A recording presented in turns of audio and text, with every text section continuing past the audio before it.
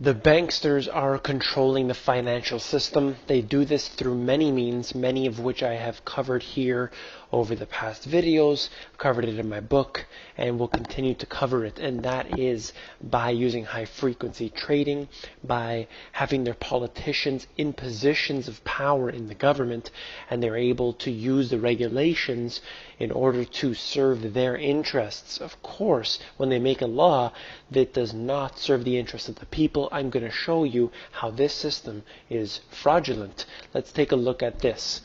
A secretive banking elite rules trading in derivatives. This is right out of the New York Times, but sounds like something right out of the Money GPS. And this is basically talking about how the derivatives are really controlling the system. This was the central theme of the Money GPS, my book, and I'll just get into what this is talking about. This is the GDP of the whole world. So you can sort of figure this is the value of the world in a way. So the GDP being about just under $75 trillion. Now that is a very large number that includes everything all around the world. Now if you look at the OCC's numbers here, JP Morgan, just JP Morgan alone exceeds $75 trillion in derivatives, and that was in 2011.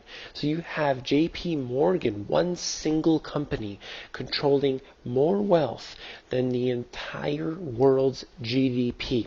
That right there is absolutely unsustainable. It shouldn't be allowed in the first place for them to take the fractional reserve banking and multiply it significantly many-fold over. I'll get into that in a moment.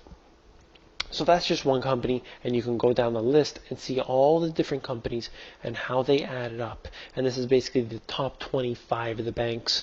But let's look at this. Bank of America's holding company had $75 trillion in derivatives. So right here, another $75 trillion.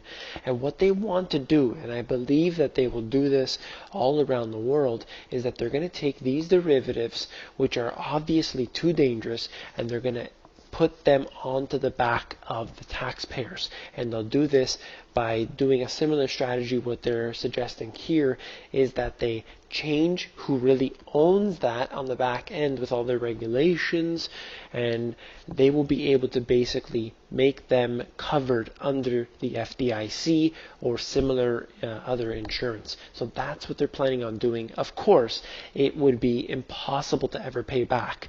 But at that point, as soon as they get it under the wings of the individual taxpayer, then the banks and the government officials will have to do something, and of course, it will not favor the people. They will have to resort to some sort of new monetary system where the bankers rule it all, and this, that little semblance of free market that's left here in the economy will be completely evaporated. Warren Buffett warned that derivatives are financial weapons of mass destruction, and that was back in 2003, and here we are today. I've warned about that. So many others have warned about that, but the bankers, all of those in the fund companies, they refuse to talk about derivatives. They say they do not get involved in derivatives. When how can you avoid them? All of the markets around the world are tied to this. You have JP Morgan alone having the ability to collapse everything. If JP Morgan went bankrupt, in many ways, you need to look at this like they could take down the whole world. This is an extremely dangerous scenario that we're in, yet nobody's talking about it. This is right from my book. This is a central theme. It comes up many times, and you could see this right here. It's the upside down pyramid, where we have a stable structure with the pyramid, and it's flipped upside down. And right here, you have the real assets at the bottom. Up on top of that little tiny bit of real assets, you have the fractional reserve banking. So they were able to take your money that you deposited into the bank, which they were holding for you. They figured not everybody's taking their money out all at once, so we'll multiply it. We'll hand out more notes than we have gold in the vaults. And that's exactly what they did. And they did that tenfold and morefold, depending on the situation, depending on the country, so on and so forth. And then that wasn't enough. They wanted ever increasing profits for the banks, for the shareholders, and they created the derivatives.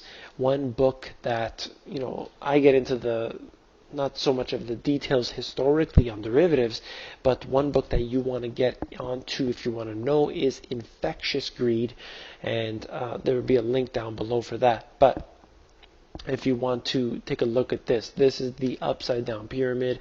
The money GPS pyramid is what I call it, and essentially the derivatives being many multiples more, and what I quoted in my book was 25 times more derivatives than there is real value in the world, and that includes the fractional reserve banking.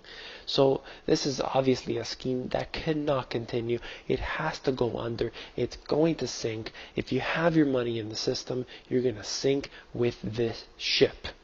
Now, I'd like you all to get onto the Money GPS Insiders, where it's basically an extension of the work I've done here and in my book, and you can get more information. I've gotten a lot of positive reviews, and I hope you'll get on there. And also, don't forget that I do interviews occasionally, so if you go to my main channel here, just scroll down to the interviews section, and you will see interviews with David Quinteria, and I just did one with Prepper Recon, and it's about the system and how it will collapse. You can get on there and see all the other ones I have on there, and look forward to an interview with SGT Report I'll be doing soon. It will be taking place next month, so look forward to that as well. Take care.